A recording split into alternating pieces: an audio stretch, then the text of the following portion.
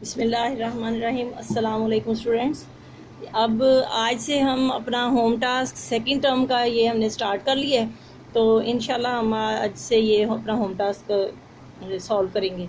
अब first number page पे है कि राइट डिक्टेशन वर्ड्स। आपने डिक्टेशन वर्ड राइट करने, जिसमें फर्स्ट लेटर है एनवायरनमेंट, सराउंडिंग, कंपोनेंट, एबायोटिक और बायोटिक।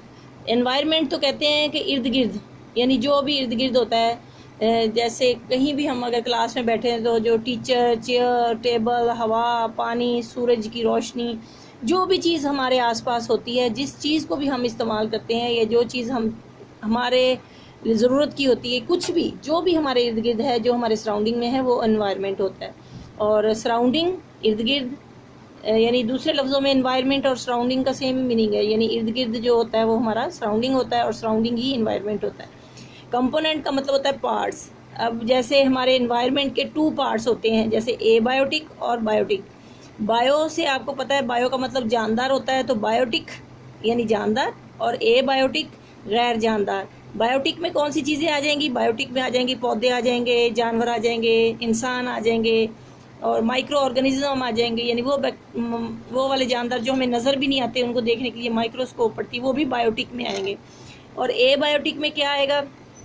इसमें सूरज की रोशनी आ सकती है, धूप आ सकती है, टेम्परेचर आ सकता है, और माहौल के गिर्द, माहौल में मौजूद सारी चीज़ें, जो भी ईंट पत्थर, जितनी भी बेजान चीज़ें हैं, जितनी भी बेजान चीज़ें हैं, वो सारी एबायोटिक होंगी। यानी ए इसको एंटी बना रहा है बायोटिक के, यानी जानदार और गैर जानदार चीज़ें।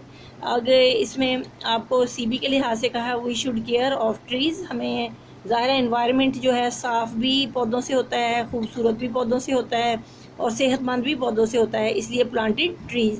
तो हमें ज़्यादा से ज़्यादा पौधे लगाना चाहिए और हमें दरख्तों को कम काटना चाहिए, और उनको पौधों को बच्चे तो अपने गमलों में भी लगा सकते हैं, बड़े बड़े पौधे, फ्रूट के पौधे भी लगाएं। पौधे लगाना तो सदका जारिया होता है, जितने पौधे लगाएंगे उतना ही अल्लाह ताला की तरफ से हमें अच्छा अजर मिलेगा, जिससे हमारी खूबसूरती दुनिया में भी पैदा होएगी, फ्रूट भी पैदा होंगे और सेहत भी पैदा होगी और सब कुछ होगा, और आखिरत में भी अल्लाह ताला हमें इसका अजर देंगे। अब हमने पेज नंबर 2 करना है। अब पेज नंबर 2 के ऊपर फर्स्ट क्वेश्चन है हमारा, व्हाट इज़ एनवायरनमेंट।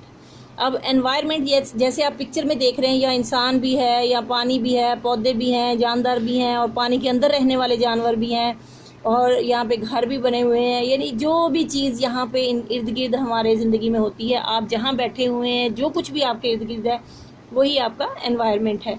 तो इसका आंसर है all living and non living things are in our surrounding is called environment. जो भी चीज़ हमारे एनवायरनमेंट में होती है, या चाहे वो जानदार हो चाहे गैर जानदार हो, हम उसको एनवायरनमेंट कहते हैं। अब क्वेश्चन नंबर 2 है, briefly explain how we can reduce pollution from our environment. अब हमारे एनवायरनमेंट के अंदर बहुत सारी गंदगी होती है, हम उस पोल्यूशन को कैसे कम कर सकते हैं? We can reduce pollution from our environment by doing this. हमें ये 4 काम करने पड़ेंगे जिससे हमारी पोल्यूशन कम होती है। प्लांटिंग न्यू ट्रीज़, नए पौधे लगाएं, मैंने पहले भी बताया पौधे लगाना बहुत बड़ी इबादत है। और फिर using bicycle for short distance, यानी पेट्रोल जब जलता है तो हम बाइक चलाते हैं, गाड़ियाँ चलाते हैं, तो उससे पेट्रोल जब जलता है तो उससे धुआं पैदा होता है, और जो हमारे सांसों के लिए, हमारे लंग्स के लिए अच्छा नहीं है। और वैसे भी बाईसाइकिल जब चलाएंगे तो सेहत, एक्सरसाइज होती है, और जो बॉडी के लिए बहुत ज़रूरत है, हमारे मसल स्ट्रॉन्ग होंगे, हमारे हार्ट की पंपिंग जो है वो बेटर होगी, लंग्स बेटर होंगे, तो साइकिल हमें यूज़ करनी चाहिए।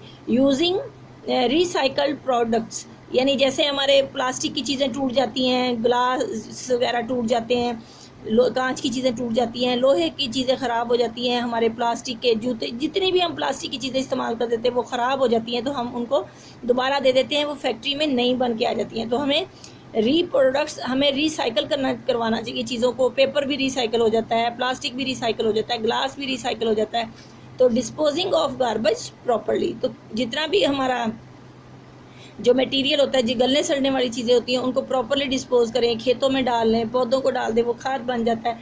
तो हमें डिस्पोज करना है चीज़ों को प्रॉपरली, हमें रिसाइकल की हुई चीज़ों को इस्तेमाल करना है, हमें बाईसाइकिल को यूज़ करना है, पेट्रोल का यूज़ कम करना है, पौधे लगाने हैं।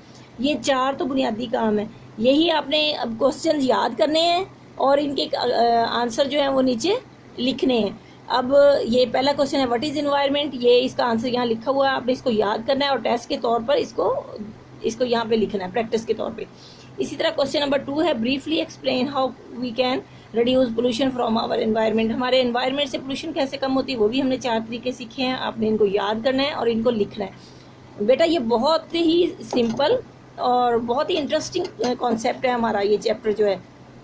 इसमें एनवायरनमेंट के बारे में हम पढ़ेंगे, हम एनवायरनमेंट के पार्ट्स पढ़ेंगे, आगे आगे जैसे पढ़ेंगे आपको ये बहुत इंटरेस्टिंग लगेगा। इंशाल्लाह अपना ख्याल रखिएगा, बाकी हम इंशाल्लाह कल करेंगे।